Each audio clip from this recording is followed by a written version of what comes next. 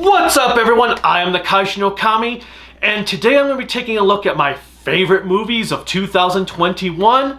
It's going to be a top 10 list, but I'm going to try to do this without any editing whatsoever. So I'm just going to run through my list of movies that I have written down on a sheet of paper here and read them off. So number 10, I've got The Night House. If you saw my quick review for The Night House, I said that Rebecca Hall does a phenomenal job of holding the movie all on her own, because she was like the main character and the only actress who was pretty much the entire movie from start to finish. And I would have loved to have seen that movie done in black and white, since it felt like a 40s horror film. And following that is at number 9, Nobody. This one was a lot of fun. It was very enjoyable. Bob Odenkirk was just incredible as this like former assassin dude thing. An all-around fun action movie that kind of reminded me of Shoot 'em Up from back in like 2007, I think it was, with Clive Owen, which was also a great action movie. If you want to just see something that has non-stop stylish action, Nobody is definitely the one to see. Following that at number 8 is Shang-Chi.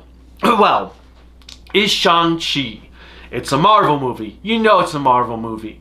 It feels like a Marvel movie, and yet it does have a lot of cool choreography and camera work to it. It's a martial arts film in the Marvel Universe. Check it out if you have not done so.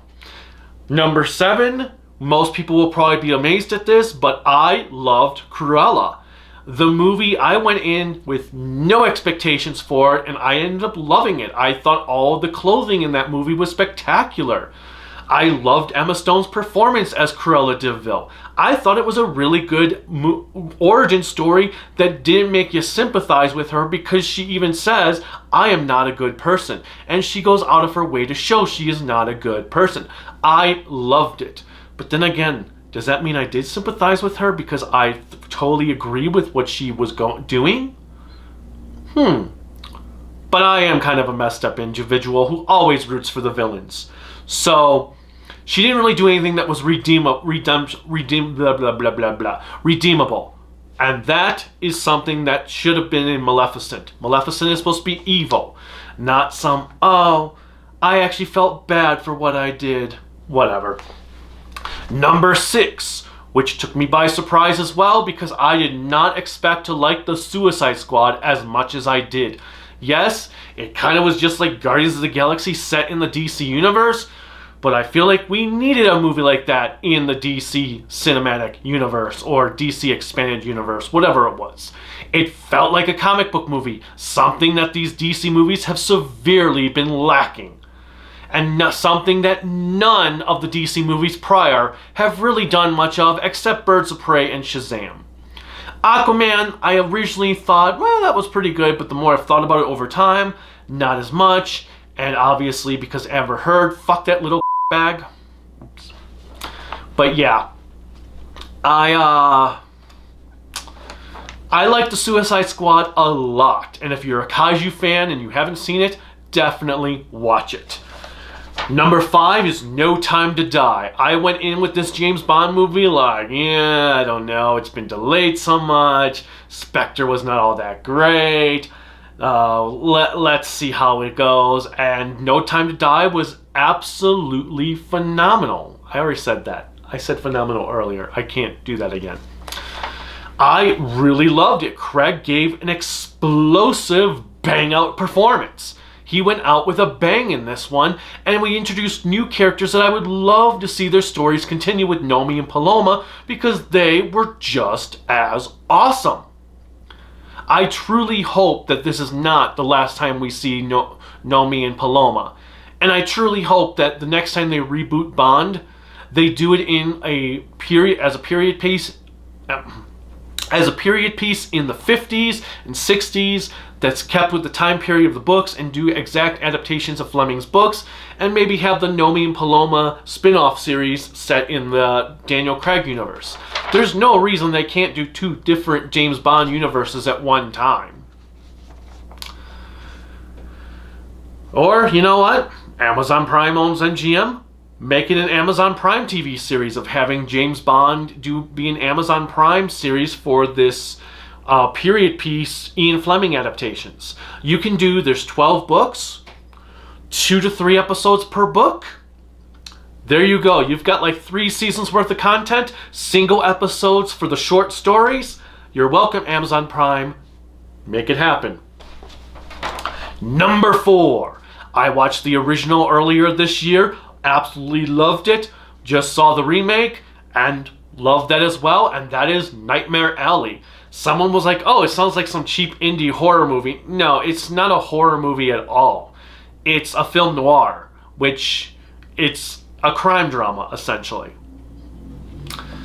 But yes, Nightmare Alley was just a really good movie, almost as good as the original. There were some things I liked better about it than the original, and there were aspects of the original I preferred over this remake. Nevertheless, it was still a fantastic movie all around, very noir-y. If you do not know what film noir is, you are missing an entire style of movies. And I have half my movie collection seems to be film noir these days. I know I reviewed Double Indemnity a few years ago. I believe that review has been copyright blocked. And because of that, I just lost all motivation to review more film noirs. But maybe at some point next year, I'll go ahead and do like a top 10 film noir list. It's going to be a tough top 10 though, because there are a lot of candidates. Alright, number 3, Willy's Wonderland. I don't know how to describe this movie. I mean, it's Chuck E. Cheese, Major Magics, but it's a horror movie. Five Nights at Freddy's, I guess. Only this is Five Nights at Freddy's, but good. And it's not over 5 nights, it's only over 1 night. And it's good. It's fun, engaging, lots of great moments of suspense on top of perfectly timed moments of comedy. There's like maybe one little itty bitty issue with a few of the characters. Other than that, this was just a great movie, completely enjoyable, and Nicolas Cage is so goddamn badass in it. Number 2, can't go wrong with the amazing Spider-Man No Way From Home. Yes, I know it's just Spider-Man No Way From Home, not the amazing Spider-Man No Way From Home, but I don't care. This movie was spectacular. It is the ultimate Spider-Man experience. There has never been a superior Spider-Man movie until now. Well, okay, Far From Home and Homecoming were just as good, but No Way Home takes everything that those first 2 did, all the movies that came before, and took everything they learned, good or bad, from all of those previous movies, and perfected it in this one. It also helps that this does not feel like your standard MCU formulaic movie, which was another bonus. It has MCU aspects in there, but it didn't just feel like it was a straight up MCU movie. And they also got points for that. And every character had a moment to shine. And finally, my favorite movie of the year, Last Night in Soho. What can I say about this movie I didn't say in my quickie review and still not give spoilers away? Anya Taylor-Joy is as amazing as always. Matt Smith is incredible. I heard some people say, oh, how could you stand that movie with that girl's voice? The other actress who I can't think of her name suddenly. I don't know. I thought she did a phenomenal... There I go again. I said it again. I thought she did an incredible job. So her voice didn't bother me one bit. But I guess I can see why some people would think that. I don't know. The movie was suspenseful. It was very tense, kept you engaged, kept you wondering what was going on, what was reality, what wasn't reality. The seamless special effects work, having Joy in the mirrors and the other girl in the actually there and seeing the reflections and everything of how it worked. The transitions were just spectacular. Overall, as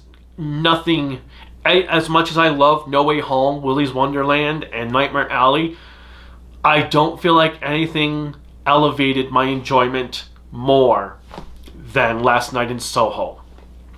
I do have a couple of honorable mentions I probably should have said before I said number 1, but whatever. This is kind of a last minute thing I decided to plan out. So my honorable mentions would include Free Guy, A Quiet Place 2,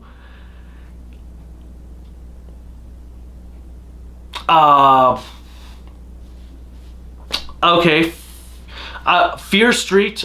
I had recorded a review of Fear Street, a quickie review, back when we watched them, and I just didn't like the way it came out, so I didn't end up editing and releasing the Fear Street review. Specifically, if I'm going to pick one specific movie, it'd be Fear Street 78, the second movie in the trilogy, because that was the best of the three. The ending to Fear Street was kind of bleh, but yeah. So honorable mentions: Fear Street 1978, A Quiet Place 2, and Free Guy. Anyway, that is my list of the best movies of 2021. Stay tuned for the worst list, because I know that's the one the internet wants to know the most, because they want to tear apart anything negative with more negativity. What are your favorite movies of 2021? Let me know in the comments. Click like, subscribe, the bell notification. You can support me on Patreon at Kaiju no Kami, Instagram, Twitter, Facebook at Kaiju no Kami, my website creativitybydesignllc.com, and the Kaiju no Kami store at creativitybydesignllc.com/shop. Until next time, bye.